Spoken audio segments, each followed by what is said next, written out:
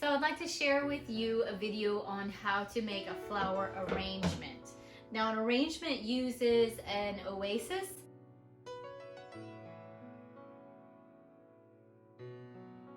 It's not really something that I ever thought that I would do, make arrangements, but way back in the day, I worked for a grocery store. And that's where I learned how to work flowers. So you want to have a lot of filler and things that are greens that are going to add to the arrangement in a way that a bouquet is different. And I'll explain all of that. I hope that some of these are good tips for you. Enjoy. Thank you. All right, first things first, getting your basket prepared. So I have a soaked oasis sitting in a Ziploc bag, and I cut my Ziploc bag to the size that I need it, and that way it protects the basket. Periodically, you're going to want to water your oasis after the arrangement. It keeps it more fresh, of course. Oasis are great because you can cut them very simply with a butter knife. You can push them with your fingers to mold them into the shape that you have for your basket. So just keep in mind, the bigger the basket, the more flowers you're going to need. I'm using a yellow filler, but you'll also see fillers like in purple, green, the baby's breath, that's considered a filler. And then over is the leather leaf. Now, you're not usually going to find leather leaf for sale. You need to ask the florist if she or he has some in the back to purchase, because sometimes they do. They like to keep it for themselves to do their own arrangements. And then flowers, I've got small mums, sunflowers, alstroemeria, and you want like some large, some small, and then alstroemeria are really great because they last a long time. Now, when you first get them, they look like these little dried up things, but that's what you want. You want them kind of like looking bad because they're going to bloom, they're going to open up. If you see them already bloomed, they've likely been there a week. Okay, so roses, they do have a short shelf life. If you know how to pick the right ones, it's better. So you want to pinch the center of a rose. It needs to be a tight, firm center, not one where your fingers go right through it. All right, so I've got the cornucopia with a plastic bag and a cut oasis already soaked. And you need some good shears, either flower shears or kitchen scissors. I wouldn't recommend regular scissors. They're just not strong enough for some of the stems. And for this arrangement, I'm starting with the large flowers first. So you kind of measure them the way that they're going to go in, maybe at an angle or at the top. And then from there, determine where you're going to cut. Take off all the leaves, and you want to be firm, but don't mess with the petals when you're pushing the flower in. You'll learn after you first break your first flower that maybe that was a little bit too much, but you just from the stem pushing it in. Now we have sunflowers, same thing. Now looking at the bottom of a stem, you saw that you can tell whether flowers are fresh when you turn them over and look at the stem. It kind of has a little white center.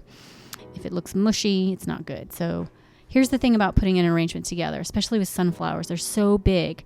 Once you slide them in, that's it. You can't take it out and put it back in again. So be sure that you've cut, measured, and you know where you want your flower to go, because you don't want to be pulling flowers in and out. Once they're in, leave them in. If you have to redo them, then you're going to make a new cut to the flower so that the stem is drinkable. Once you stuff it into the oasis, it tends to clog up. So I'm looking at the stem again. There it is. It's white. And you can do this when you pick out your flowers from the grocery store. I've got a little bitty there. I'm going to take a little stem and put it in. But when you're looking at flowers in the grocery store, turn them over and look at the stems on the bottom. That will give you an indication as to whether they are fresh or not, or in between. And I'm cutting the little mums. So I started with the bigger flowers, put the bigger flowers in. Now I'm going to like the medium or medium-sized flowers or small flowers, mums, things like that. So we're going to put those in. And again, you want to push them in from the thickest amount of stem area that you can manage. alstroemeria. There we go. You can just kind of slide your fingers down, taking all the extra petals off, and see how they're kind of thin, those alstroemeria. They're going to open up so big. So we don't just kind of plan for them making a grand entrance in another day or two. So if you do make an arrangement, do it the day before. Allow the flowers to settle into the arrangement. That's my recommendation. Okay, so now the filler. And I've done the filler a couple of different ways. You can cut off individual little pieces, and that's, I think, how I start. Yeah. So little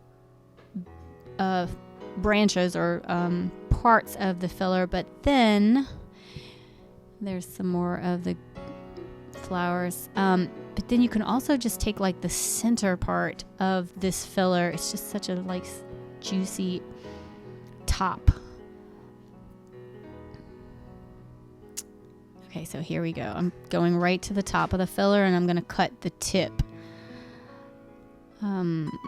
There. So, but you know, in a bouquet of filler, you might have 6 tips. 6 stems. So each stem is going to have a tip. But then you're going to use a little one. So, you want to turn your basket, look it around from all different angles, look for holes. So filler fills the holes. Okay, so now we have the leather leaf. This is what's going to go around the frame or the edge of your arrangement. Now when you're cutting, you're going to cut several different ways. I like it so that you cut the stem, and you can see here you have like the top portion. Here's the top portion, right? It's like the lovely leather leaf. But then in the middle, you cut something so that it has 2 on the side. And I'll show this a little more so you can just kind of tucking them around the back, and you're going to do the same thing all the way around like you're framing the face. So look, I cut the top, and then you cut down the stem so that there's 2 pieces. In fact, I got 3 usable leather leaf arrangements out of that one. And you turn, you look for some.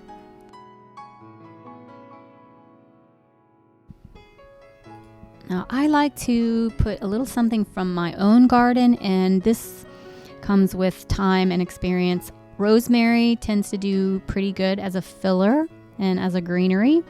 Some stuff will wilt. There we go. So just play around with some stuff you may already have in your garden.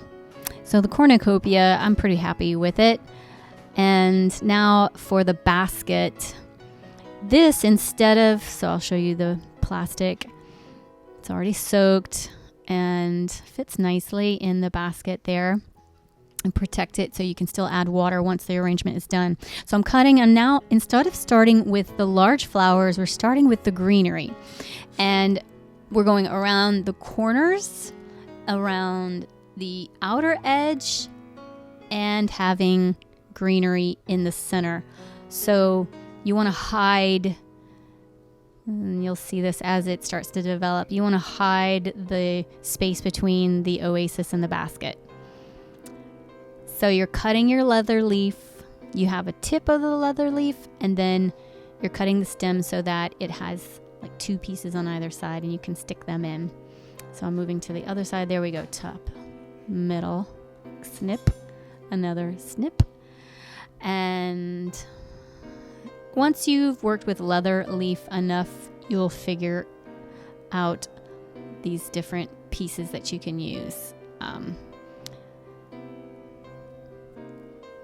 So all the way around, framing and hiding the oasis.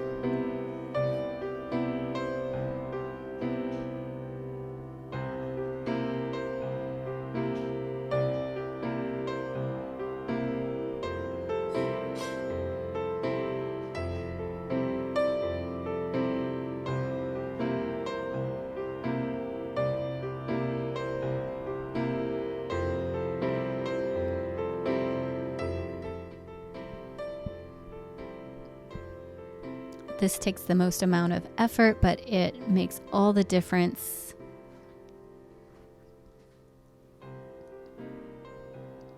So now we get to start with the big flowers, rubbing the hands, getting ready.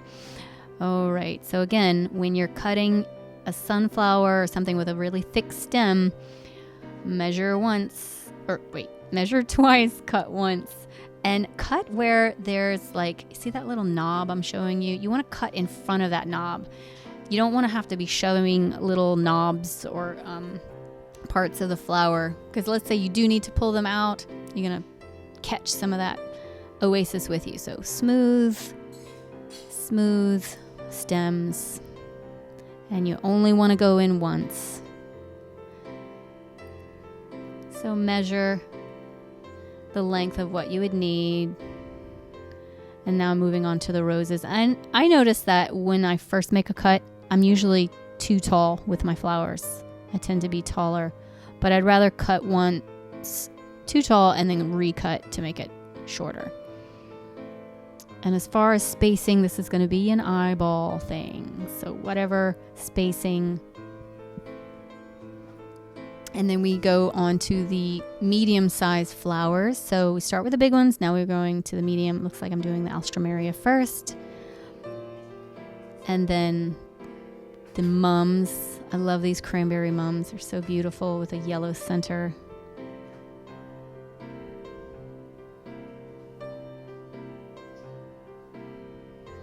Again, you want to turn. You want to observe. Look for different parts that need more, and we're moving into now the filler. So I've used most of the tips, or no, there my tips are. And then you just cutting the individual fillers and stuffing them in. I stuff in 3 at a time, so I like little 3 ones. They kind of look like as if I were putting the tips. And all those little bitty flowers, the mum flowers that may have not fit, or you had to pull them off of the larger, you're going to use them. You can stick them into the oasis at the bottom. And I will admit, sometimes I can't find the oasis and I need to stick a flower in, and it doesn't make contact with the oasis. And for these mum flowers, they can kind of survive without having a lot of exposure to water, surprisingly. That is everything that you need to know to get started with your own arrangements. Have fun, pick out some fun flowers. Don't forget the filler, and ask your florist for some greenery.